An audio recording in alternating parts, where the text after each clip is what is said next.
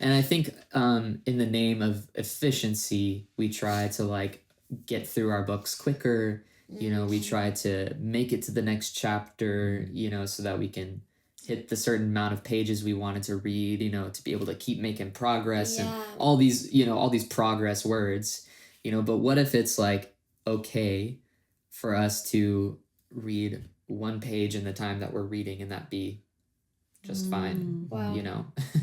to take a long time in a small space.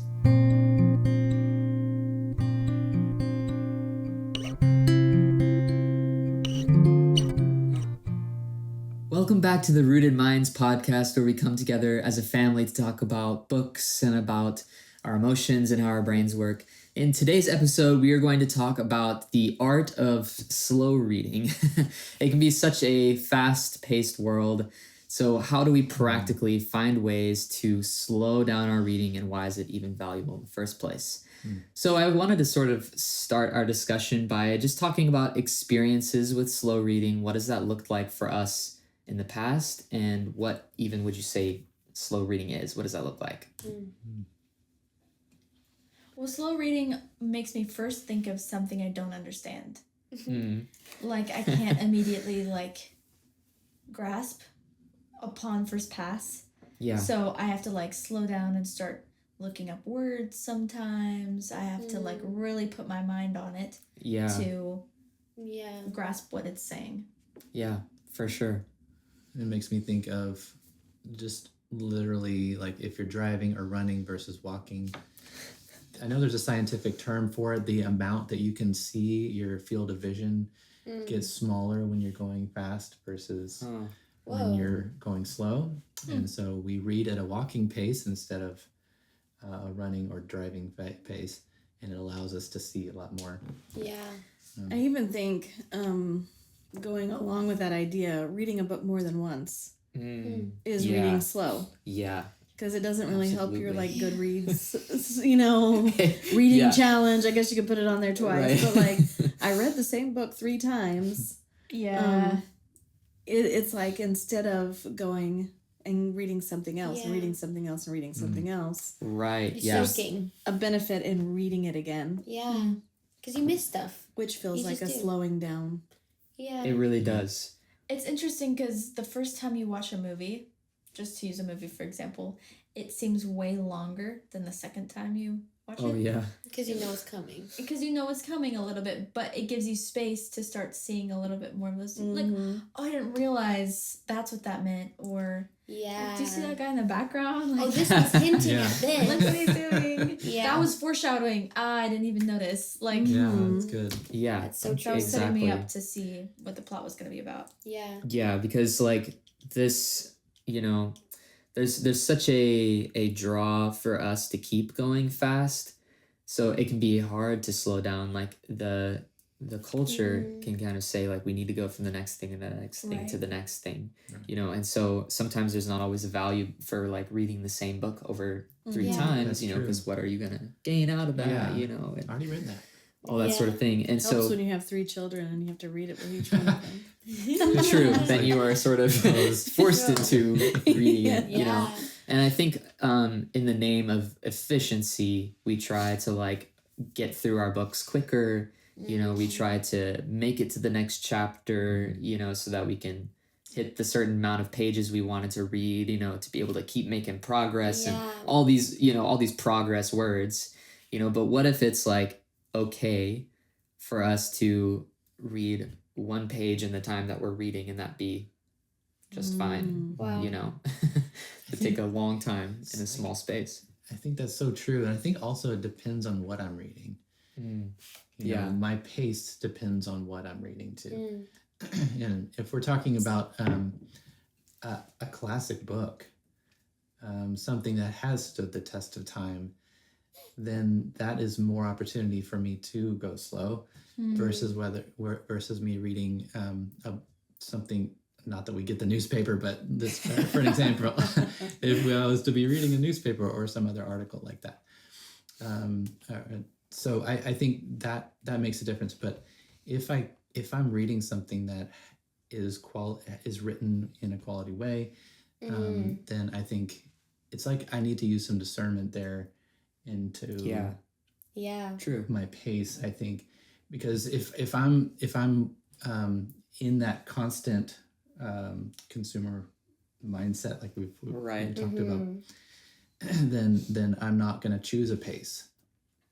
It's always I'm gonna try to get done with it fast for efficiency's sake, like because you're skimming for anything that is like beneficial for you. Yeah, exactly. Right. And there is something like to be said about, when you're in a class and you're being required to read this book, and so you do have to hit a certain amount of chapters, but which can be hard. It can be hard, yeah. But I think one of the key concepts behind what it takes to really like embrace the slow reading idea is just the concept of space. Like, how are we making space for our reading? Whether that's like maybe the problem is you just like didn't make enough time for your school book, to actually read and not have to just go speed through it to like make it to the end and take on the place. Audible 2.5 speed. No, Right, literally. yeah. If you focus on it, it slows down. Have you said that before? Yes. But there are like multiple different kinds of ways that we can create space for reading, and one of those is just physical space, like creating physical space for reading. So That's true. what for you guys is like your ideal reading scenario? Like, what would make you feel like, okay, I'm gonna read, this is like exciting? Winter is like my favorite time to read because a cozy blanket, the fire. Yes. You That's know, great. like it's also a favorite time to sleep. But with a good book, you It's just want to ideal. like hide, like almost like hibernate away with this book. Yeah. So, Which allows you to like really like dive into the story that's happening. get and put lost. yourself in. Yeah, get lost in Lost the in book. the I like the summertime because I Yeah. like to lay out in the sun or by the beach if I'm ever at the beach or like by the pool. Just like I am not worried about what's coming next, so I can really relax big. my mind and be here. I think that's You've how been a student all your life. True. So the summertime really is It's true. lovely because it's when It's you true. choose It's for true. yourself. Because you have no other Yes. pressing demands, really. Like, Yeah. and If I'm worried about what's next, then I find myself just like kind of wandering off in my mind, and yeah. I can't really settle on processing what I'm reading. although, how do you deal with that? How do you guys deal with it when you feel like you always have pressing things that need to be taken care I of? That's think why we need there's to create space. some, I like, think that's the whole point. Ritual kind Exactly. of things. Yeah. Like for me, I like a 10 minutes before I go to bed kind of reading. Like if I can make that small space, that's a time where I'm relaxed for the most part, Yeah. and I'm not worried about what's coming next That's good. because it's sleep. And I can enjoy that little quiet time Yeah. to read a chapter or a That's few good. pages, and it benefits me because it helps me calm down, slow down, Yeah. be more ready to sleep. But it also is a good space when you can have long days that are busy and Yep. Yeah. Well, and it's amazing what you can accomplish in 10 minutes a day. It's true. yeah, Like you get a lot more read than never reading. it's true.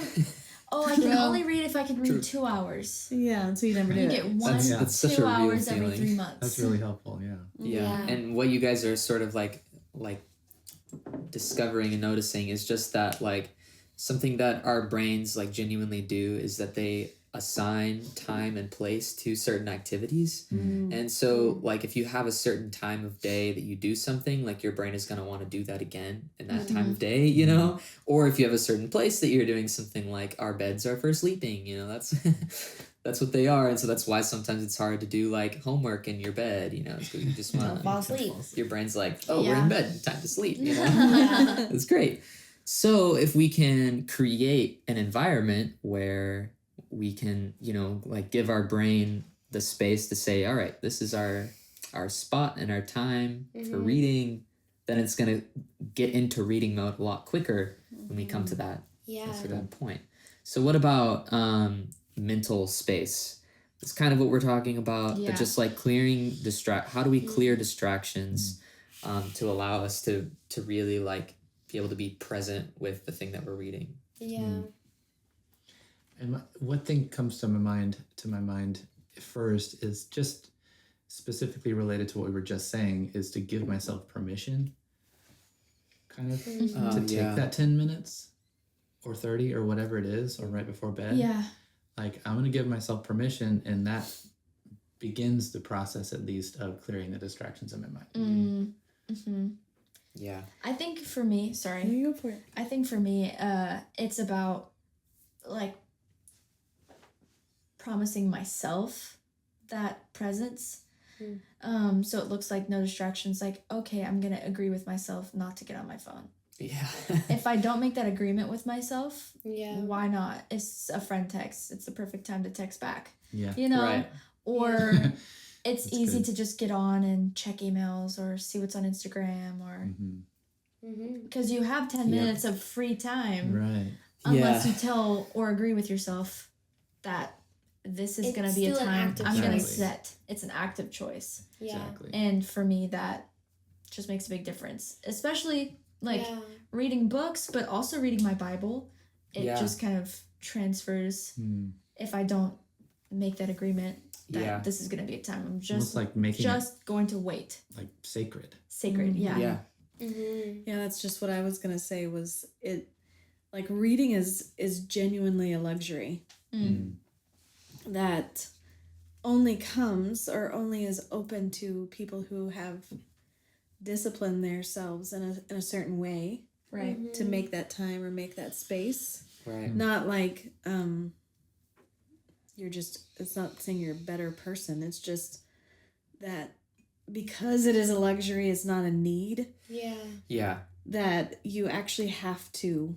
It's just Make one of those things decisions. that there's always something you There's can say. always There's something. something better to do. Yeah, or you More watch another productive to episode do. of a show. Yeah. You know, like, Right. And Yeah. reading requires more of you than watching. It's true, TV. yeah. So Yeah. it's something that is hard to do, but like Yeah. just like we've talked about, like running or something, like those are hard things to do. Yeah. Yeah, it's exercise in a way, and so I was just thinking like kind of like a contrast too of like the active choice and like that it's not a luxury, like even like in the sense of like for Alyssa, she was very good at reading very fast. And for me, I wasn't. It took me a while to become the reader that I am now. And like I was always a very slow reader. And so like in general, like for me, I already had this level of I don't have any other option than to read slow. Yeah. And like but then there's like also an aspect of like because it didn't come naturally, there really was like I have to choose. Mm-hmm. I have to choose to do something that's hard for me. I can do hard things, That's you good. know, like I have to make the decision and like see the fruit of that decision. Mm-hmm. That's good. yeah.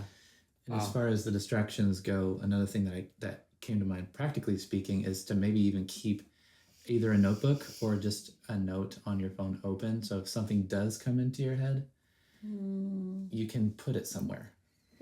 That's good advice. That has helped me in the real life. In the real world is what I meant to say.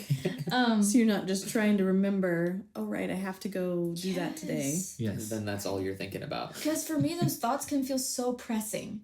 Yeah. Oh, my laundry's in the wash. Move it to the dryer. Like, but wait 9 minutes, 7.5 minutes, 6.5 minutes. In those times, like it literally feels like you can't wait the 6 minutes, you know, and Yeah. just like It's like you have this panic moment or something. Yeah. So Ugh. writing it down.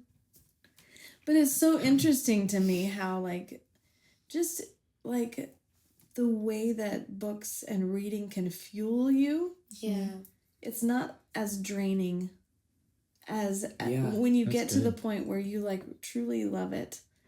It becomes a fuel, a joy source. Yeah.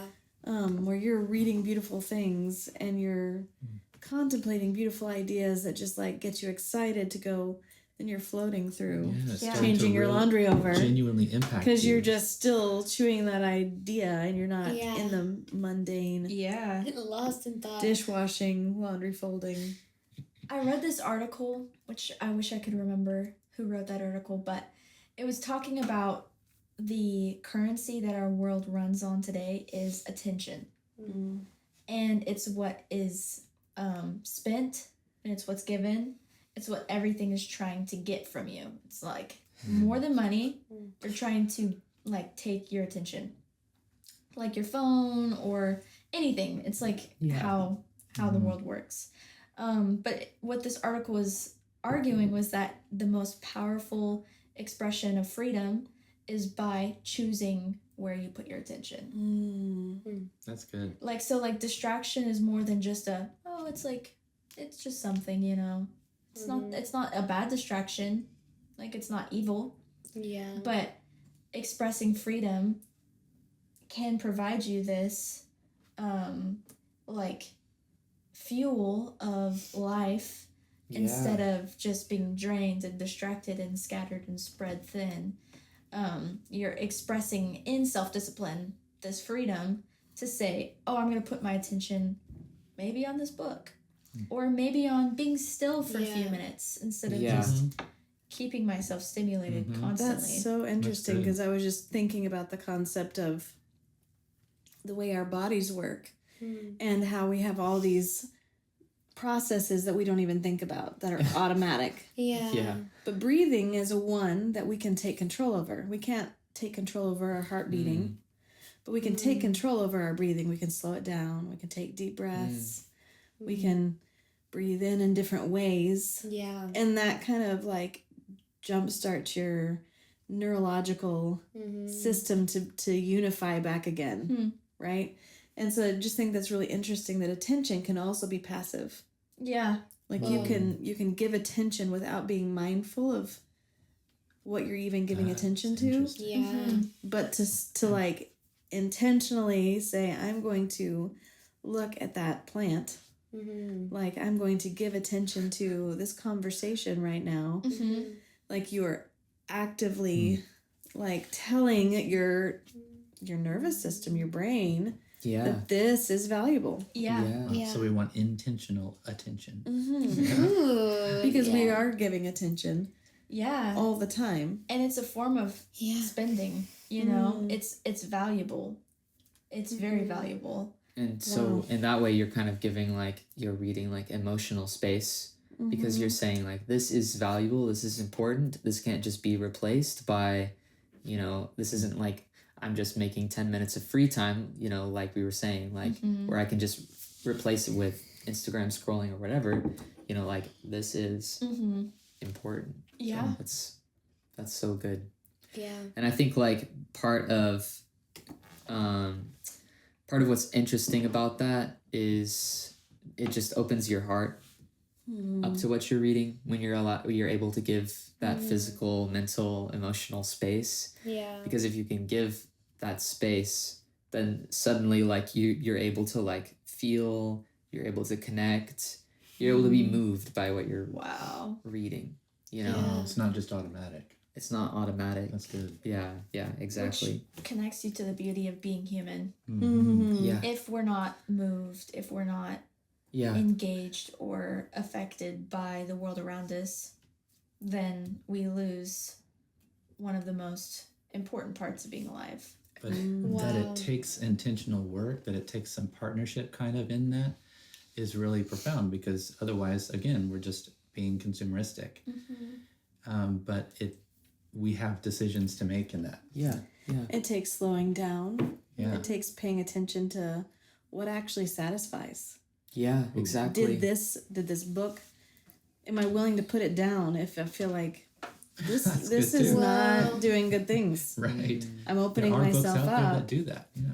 and this is not blessing me. Wow. This is filling me with anxiety, or this is That's filling so me important. with dark thoughts, or I don't know what. Yeah, that's good. Right. Paying attention in that sense to the kind of thing that you're reading to is also very, very important. Yes. And so like it's cool because like the way that we've experienced reading when we're reading the good and true and beautiful things, you know, is it's like a form of self-care. You know, it's not just like That's good. you know, nothing or entertainment. Yeah. You know, but like we are able to notice really easily when we're like in other places, like missing forms of self-care, like the effects that it has on us, but sometimes we don't pay attention to like the effects of not reading, Yeah. or when we're not engaging with like what you said, like what it means to be human, to be alive, and engaging with beauty, like when we're lacking those things, there are like actual effects. And so this has been like such a good conversation on like what it means to read slow, what it means to actually engage with reading, and just the importance of reading in general. So thank you guys for discussing. Thank you guys for listening. We'll see you in the next episode. Thanks again for joining us on the Rooted Minds podcast. It's really important to us to make engaging with stories a priority. What do you think about today's discussion? Comment your ideal reading situation. But until next time, may you find joy, grace, and peace in the pages you turn.